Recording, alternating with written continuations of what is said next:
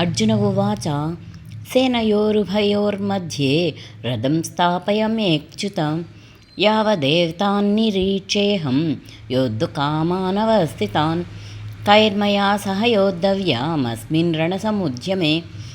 అర్జునుడు పలికెను, ఓ అచ్యుత, దయచేసి 2 సేనల మధ్య నా రథమును నిలువవలసింది. తద్వారా యుద్ధం చేయగోరి ఇచ్చట నిలిచిన వారిని, ఈ మహాసంగ్రామంలో నేను తలపడవలసిన వారిని చూడగలుగుతాను. భాష్యం. శ్రీకృష్ణుడు దేవాదిదేవుడే అయినప్పటికీ నిర్హేతుకమైన కరుణతో తన మిత్రుని సేపలో నెలకొన్నాడు. తన భక్తుల పట్ల అనురాగం చూపడంలో అతడు ఏనాడు విఫలుడు కాడు. అందుకే ఇక్కడ అతడు అచ్యుతునిగా సంబోధింపబడినాడు. రథసారథిగా అతడు అర్జునుని ఆదేశాలను అమలు చేయవలసి వస్తుంది. ఆ విధంగా చేయడానికి అతడు సంకోచింపని కారణంగానే అచ్యుతునిగా సంబోధింపబడినాడు. తన భక్తునికి రథసారథి స్థానాన్ని స్వీకరించిన అతని దివ్యస్థితికి ఎన్నడూ భంగము రాదు. అన్ని పరిస్థితులలో అతడు దేవదేవుడే, సర్వేంద్రియాధిపతి అయిన హృషికేశుడే భగవంతుడు. సేవకుని మధ్య సంబంధము అతి మధురమైనది, దివ్యమైనది. సేవకుడు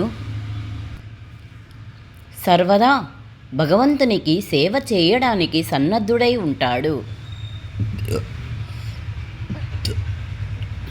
అదేవిధంగా భగవంతుడు కూడా భక్తునికి ఏదో కొంత సేవ చేసే అవకాశాన్ని ఎల్లప్పుడూ కోరుకుంటాడు. తాను ఆదేశాలను ఇచ్చేవానిగా అవడం కంటే తన విశుద్ధ భక్తుడు తననే ఆజ్ఞాపించే స్థానాన్ని స్వీకరిస్తే ఆ దేవదేవుడు ఎక్కువ ఆనందిస్తాడు. అతడు ప్రభువు కనుక ప్రతి ఒక్కరూ అతని ఆజ్ఞలకు లోబడి ఉంటారు. ఎవ్వరూ అతనిని ఆజ్ఞాపించే ఉన్నత స్థితిలో ఉండరు.